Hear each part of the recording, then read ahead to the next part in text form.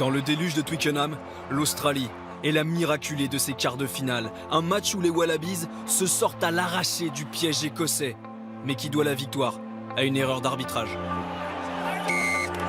Une rencontre à l'image du parcours australien depuis 4 ans, tendu, incertain, mais qui finit par trouver sa voie. On est sur une route plus de découvrir nous-mêmes. Nous, on s'en fout si on a le meilleur ou pas le meilleur comme ça. L'important, c'est que notre collectif, le 23 joueurs, le 31 dans le groupe, il comprend qu'on va tout donner. Impressionnante contre l'Angleterre et même surprenante en mêlée. Toujours aussi inspiré et talentueux derrière, avec un duo de gratteurs pénibles, Hopper et Pocock. L'Australie élimine le pays hôte sur un match qu'ils vont survoler de bout en bout. Une équipe qui se révèle avec cette victoire et qui revêt le costume de favori au titre suprême. Une route vers le titre qui passe par un match face à l'Argentine. On s'entraîne dur toute l'année pour vivre ce genre de moment. Je suis très excité à l'idée de jouer ce week-end. Mais c'est juste un match de 80 minutes entre deux équipes qui savent ce qu'elles ont à faire.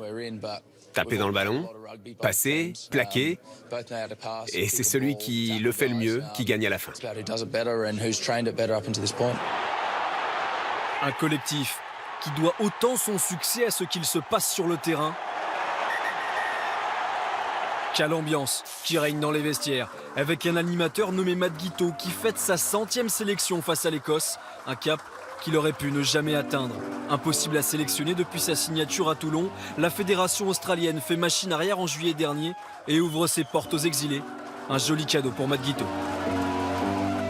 C'est toujours été la base de rugby, des relations, des amis, des partenaires d'équipe qui jouent pour chacun comme base. Et ça, c'était le premier pas qu'on voulait prendre pour remettre l'équipe ensemble.